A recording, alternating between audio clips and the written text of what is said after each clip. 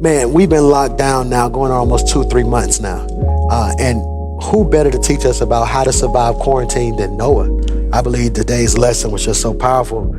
You said God was laying on your heart. Share with us. Well, you were talking about where obedience was tied to their miracle was tied to their obedience. And so where they basically, when we're obedient to God, that will produce a miracle. And I was reminded of a narrative there where Jesus encounters these 10 lepers in Luke. And he tells them to go show themselves to the priest. And the Bible says that as they went, they were healed. And so that teaches me that because they trusted the word, they moved on the word and they experienced their healing. So with that word, that spoke to me that whenever we're obedient to God, we'll witness the miracles of God in our life when we obey his word. I want to challenge that. If I'm not mistaken, and Leslie, if you mind, somebody right here, and this is Bible study. This is Bible study. This is what Bible study used to be. It wasn't a midweek service. It was literally investigating the word. As a little boy, we would go to Bible study, and a lot of people didn't show up, but my dad would sit there. They'd go verse by verse. It was studying the Bible. So I want you to find that scripture because I want to read it because I want to show you something about that story that I believe we can take and make applicable to our life. Look at what it says. It says right there in Luke 17:11. Y'all got it? Luke 17:11. As Jesus continued toward Jerusalem, he reached the border between Galilee and Samaria. As he entered a village there, he's at a border. Did you catch that? He's at the border of Galilee and where? Samaria. As he entered the village there, 10 lepers stood at a distance. Let's pause. Let's look at this didactically. Why are they standing at a distance? Grab that microphone. Why are they standing at a distance? Come on. Unclean. They were unclean. They so were unclean. They could only get so close to him. Because of a plague, they had to practice social distancing. Because of a plague that the rest of the community didn't understand. Because we can't heal you, we need you to stay at a distance. All right, so they made all of the lepers stay in these little ghettos. We ain't gonna deal with that socially. They stayed in these little ghettos, right? They had to stay at a distance. And because they had to stay at a distance, they had to look at the next verse, crying out, Jesus, Master, have mercy on us. Verse 13, let's put that on the screen. Verse 13, they cry out, Jesus, Master, have mercy on us. What's wrong with that? Somebody, let's talk. What's wrong with what they cried out first? That's context clues. What's wrong with what they cried out first? Jesus, son, Jesus, Master, have mercy on us. You want me to tell you the answer? They should have shouted unclean. Desperation made them yell something different. I want you to catch this. Every other person they encountered, they shouted what? Unclean. But when they encountered Jesus, they said mercy. I'm preaching to the wrong folk. You want to know what I'm discovering? What people say to me and don't say to me speaks. So people who will bring me their jokes but won't bring me their problems says they don't see me as a problem solver.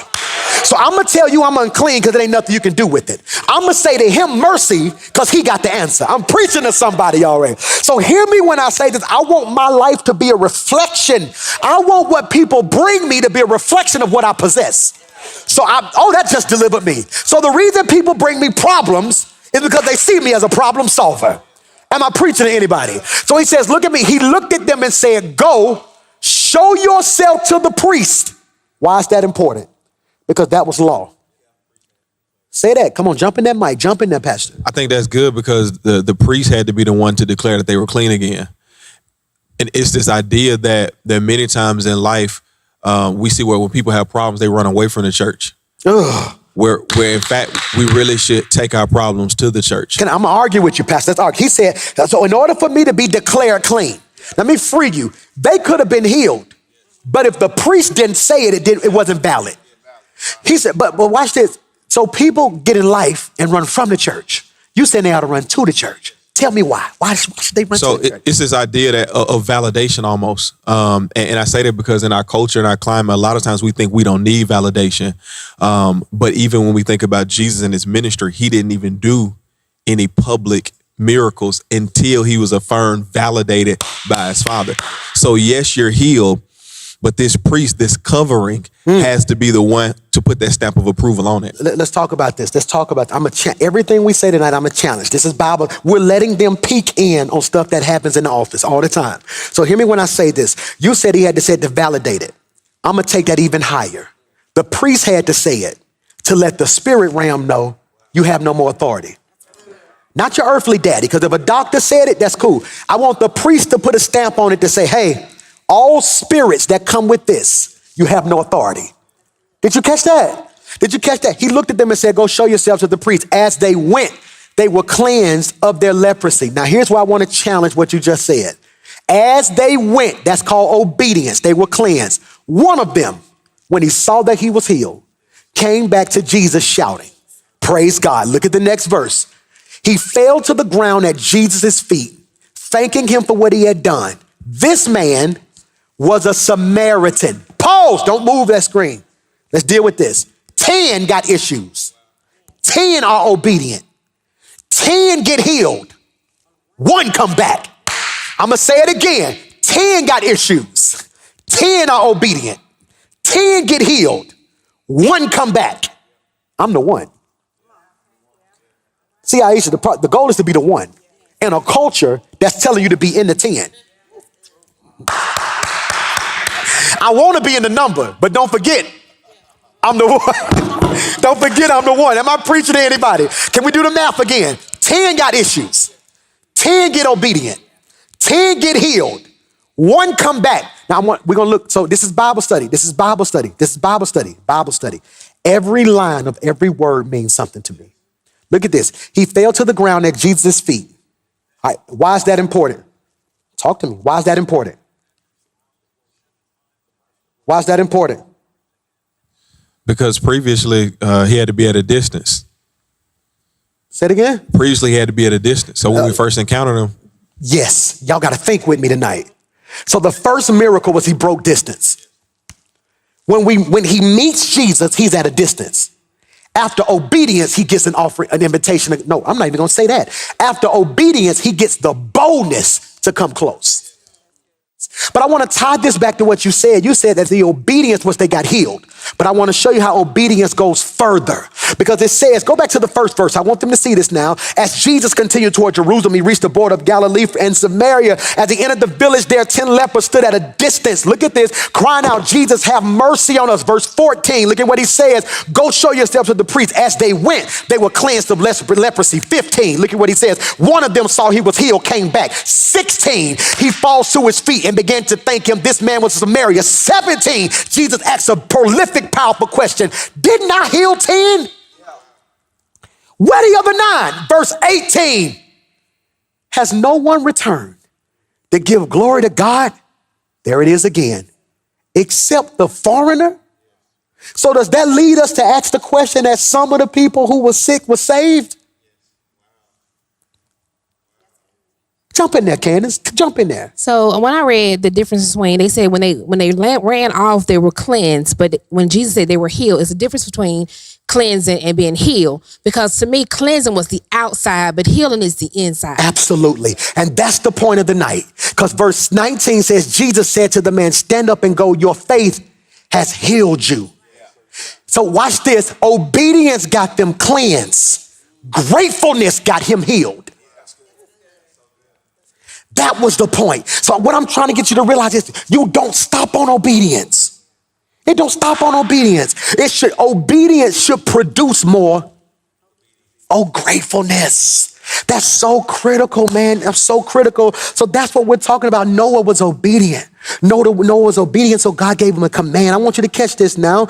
Being different makes the difference. If we're going to make an impact in this world that God is calling us to, we cannot be afraid to be different. Everybody's doing makeup. You can't be afraid that in the midst of your makeup tutorial to talk about the love of God. Being different, being different. My goal is to be in this world, but not of this world. Look at John 15, 18 and 19. I want you guys to jump in there. If the world hates you, remember that it hated me. I'm gonna read that again. If the world hates you, remember that it hated me first. The world would love you as one of its own if you belong to it. But you are no longer part of the world. I chose you to come out the world, so it hates you. Romans 12 and 2. And do not be conformed to this world, but be transformed by the renewing of your mind so that you may prove what the will of God is. Let's stop right there. Let's leave that on the screen. Let's explicate this nuance. Let's exegete this. Draw from this text as a team today. He says, because we stop too quick in church. Be ye transformed. Don't be conformed to this world, but be ye transformed by the renewing of your mind, period. No, that's a comma. That's a comma. So we want to have a new mind. That's it. He said, no, so that you may prove what the will of God is, that which is good and acceptable and perfect.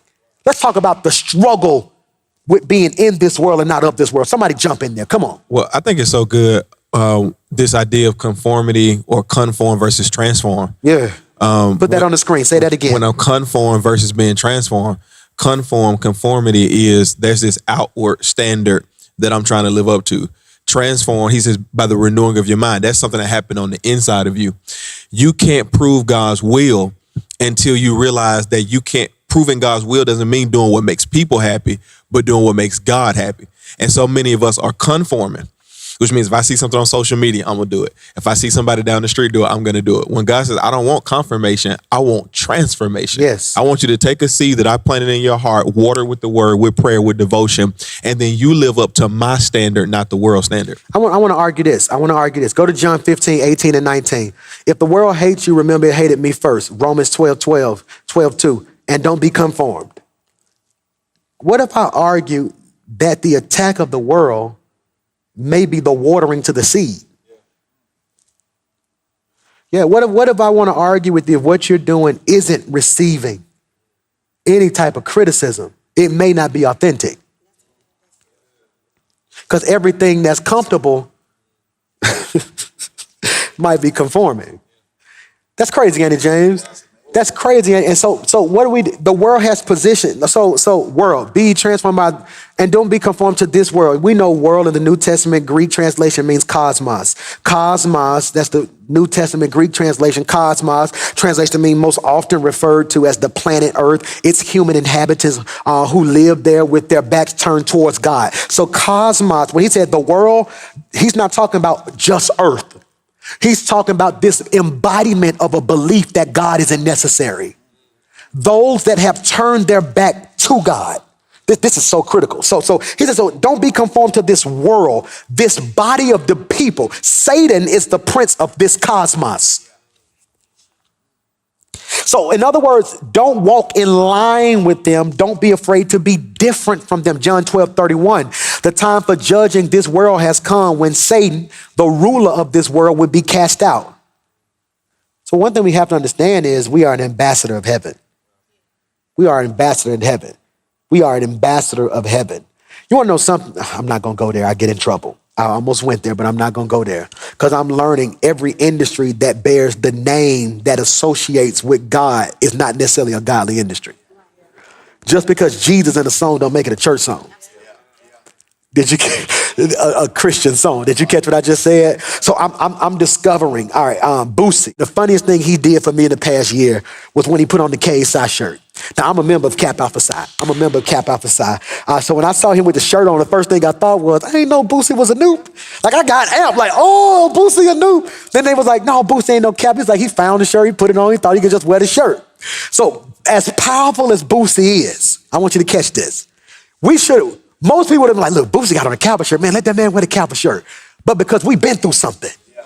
And I paid for this in a sense of with my life. I pledged. I went through something for this. Hey, I need you to take that off. You can't bear my name if you ain't going to go through my pain. And there's two types of people who wear shirts like that. Those who pledged and those who paid. Oh, I can't even go there. And the reason there's a juxtaposition between the two is because if you don't want to go through my pain, I don't feel like you should be able to wear my name. And what I'm trying to say is there's a lot of people trying to wear his name but do their own thing. That's good, Pastor. One thing I was thinking about when you said that, God told me that boldness without brokenness was arrogance. Ooh. So God told me until I allow him to break me in some areas, that pain, because we could be walking around with all the boldness, yet we're arrogant. But we got that holy boldness, meaning I've allowed God to break me in some areas. Even thinking about, and I know I'm going back to even thinking about Noah. You said Noah was obedient. He was picked, but we know he wasn't perfect. So that let me know that God can pick me even though I'm not perfect, as long as I'm obedient to his word. You said boldness. Give me that quote again. Boldness. Boldness without brokenness is arrogance. Let's stop there. Boldness without brokenness is arrogance. That's critical. That's cold, ain't it? She might get a quote of the night 2 weeks in a row. Boldness without brokenness is arrogance. And many of us don't want to be broken but we want to be bold. That's good. That's good. It's crazy, ain't it? Come Even on. when you was talking about the reflection, I thought about as Noah was obedient to the father, his sons was obedient to him. Because even with this whole stay-at-home order, we know it's people in our household that refuse to stay at home, being disobedient. His kids could have denied and been disobedient to that's get good. on the boat. But his children been a reflection of him as he was obedient to the father. They was obedient to him. And from their obedience, they produced after the flood. So their blessing came after they were obedient to their father. That's crazy. I want to tag team that. I want to jump on that because I think this is critical. This is so critical. This is so critical. Too many of us are trying to demand what we say, not what we live. That's crazy, Andy Kurt. That's my frustration. That'll be my frustration with my spiritual sons because I feel like I don't say a lot. I try to live a lot. So when I do speak, I try to speak on where I've grown from, and here's what I'm trying to be better on. So I think this is critical. I want to deal with this too. This is good today. This is good. Let's talk about how Noah was righteous before the flood and had issues after the flood. We never talk about that. He was an alcoholic after the flood. So here's my thing, because as church people, we tend to judge folk. What drove this man to alcohol? Was it already in him? Was he an alcoholic? No, because he was righteous. Blameless. I believe seeing, this is my personal belief, seeing all that death. I believe being on the edge of the boat and hearing screams and people knocking on the wall and trying to get in and Noah, open the boat. Noah, open. I think his obedience drove him crazy. Yes, but also we could say, of course, God being Alpha and Omega, knowing he was going to be an alcoholic after the flood, called that alcoholic still to be obedient to him, to still get something through to the world. That sounds so good. But if Noah was alive right now, the tweet would be Noah alcoholic. It wouldn't be Noah the builder of the ark. When we live in a culture that has minimalized Michael Jordan to a meme. Jump in there. I think too, and when you said it, it made me think about it. We know so much about how to cope with failure. And a lot of times we preach and teach from that posture, but we don't talk enough about how to cope with success. Put that on the screen. How do we cope with success? Yes, Keep going. Because you can think about, was it Elijah? Yeah. He just had this great battle, defeated 500 prophets of Baal, Depressed. but then falls immediately into depression. Go Gets sit under under a a tree. tree. This man of God Said, under "Kill this me. tree said, you know what? Kill I'm me." no better than my fathers. Now, what's critical about that is he's more successful than his fathers.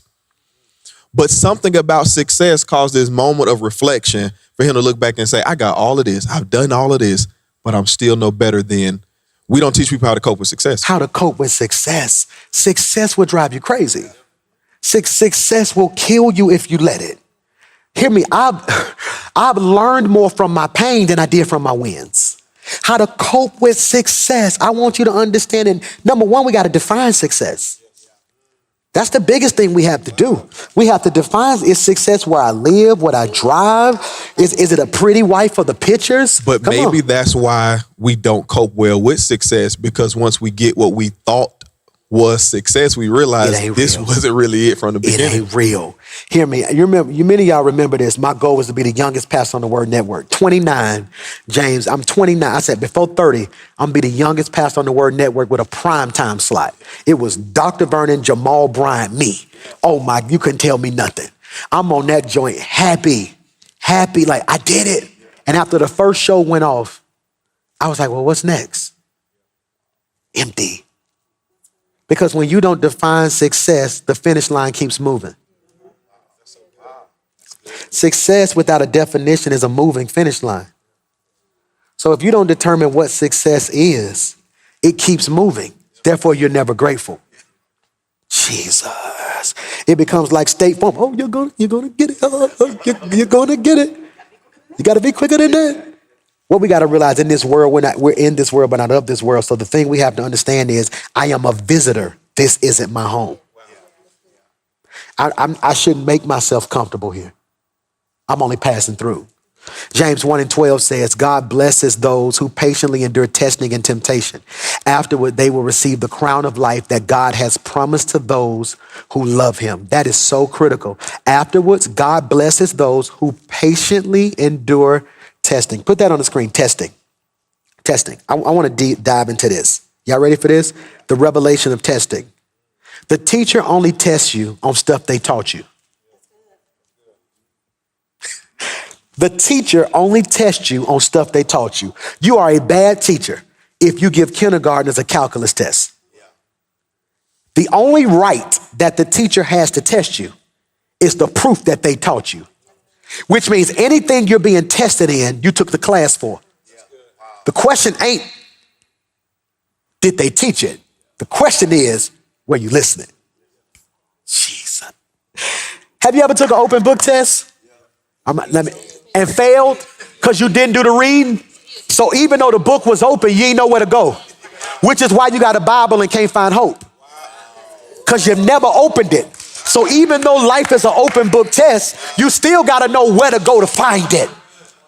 And whenever God gives you a test, the test is intended for you to pass, not pass out. And one thing God told me was a test is repeated and to learn. Say it again. A test is repeated and to learn. So until you learn that test, you're going to continue to keep repeating that same thing. So you're saying God will flunk you? I'm not going to say going to flunk you because he give you another chance to take it. That's a flunk.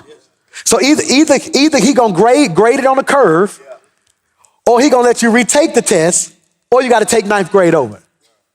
I'm going to argue it's a whole lot of people watching this stream who's still in 10th grade. I'm going to argue a lot of you keep saying, I thought this year was going to be big. And God like, no, this year going to be big. You just ain't going to experience 2020 to 2024 because you're still in the class of 2019. So what I have for you in 2020 is still available, even though the year changed, you didn't. I don't think you heard what I just said. So just because everybody else moved on, you probably didn't because you didn't pay attention and pass the test. It reminds me of something you told us years ago. We were reading Emotionally Healthy Spirituality by Pete Scazzaro. And one of the quotes in the book was, he said he looked up 20 years into his life with God and realized instead of being a 20-year-old Christian, he had become a 1-year-old Christian 20 times. Because every time it was time for God to take him to that next level, like what you're saying, Tiffany, he couldn't graduate to the next level. God had to keep. So here I'm supposed to be 20 years into my knowledge and growing with God in my prayer life and my understanding. I wonder how many times I've had to repeat the same place in God over and over again because I couldn't pass the test. Hey, one of my favorite movies is 50 First Dates. Every day he had to wake up and win again because she couldn't remember. I think for me, what my pastor said during the sermon one time, he said the difference between and the distance between where you are now and where you want to be is obedience. So when it comes to being obedient, that first choice, my pastor also said that the first choice that God gave us was freedom. And that was the choice to choose to be obedient or to not be obedient. So when I'm not obedient and that test keeps repeating itself, instead of saying, God, why do I keep have to do this? God, what am I supposed to learn? What am I supposed to learn in this season? What am I supposed to learn with this test? Why am I keep failing instead of saying, stop taking me through it over and over? Now, what am I supposed to learn? And let's deal with this. You just sparked something in me. What about those of us who pass the test but still don't learn nothing? Because some of us know how to do just enough to get a C, but can't remember what we learned in the last semester. Jesus. So a lot of times there's this pressure that comes with life of always having to pass tests. When the question, I'm gonna almost argue that let's redefine success. Redefine success. The goal ain't an A. The goal is comprehension. I can cheat my way to an A. I was thinking when you said that, Pastor Mike, my sister's a teacher and she teach kindergarten. And I didn't know that legally you cannot hold a child back in kindergarten more than, if they fail the first year, you can only make them repeat one other year. After that, whether they know it or not, whether they comprehend or not, you have to send them to the first grade. And she was distraught because she had a child that she said they just could not get it. But because of the law, regardless if they failed it or not, she had to pass them to the next level. So some of us are going to the next level, not because we got it, but because of the grace that God has given us. Like, we don't have it, but God's gracing us to move to the next level. My son has an IEP. That's called an individualized educational plan. Meaning, this is so cold-blooded, right? They take a test. If the test stresses him out because of his Asperger's, they allow him to go to another class and take it. Back in the day, I think we called it special education, individualized education plan. And I'd be weak because I'd be sitting there like, Mike, sometimes I bet you just go. He said, yeah, I ain't study. So I just go in there and take my test. They let me open it up. And I'm like, Mike, come on, brother. You get what I'm saying? But I had something for him. I called the teacher and said, hey, don't let him come this week. So when he brought that D home, we had to sit in it. Yeah, I didn't want him to keep bringing D's. I didn't want him to keep bringing fake A's. Assisted B's. I said, I want you to look at me. I said, I'm so proud of that D. I said, did you try your best? He said, Dad, I just couldn't get it. I said, but did you try your best? He said, yeah. I said, we're going to put that on the refrigerator. I said, I don't care about the D. You gave me your effort. We can get you tutoring. I can't teach effort. I can't teach effort. You get what I'm saying? So, because a lot of times we allow the world to define success. That A says I'm better. That honor roll says I'm better.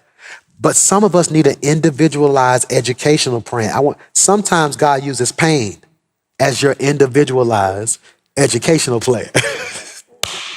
And what I'm trying to get you to realize is, like Noah, he teaches us a very powerful principle that we should live for our second life, not our first life. We got another life after this.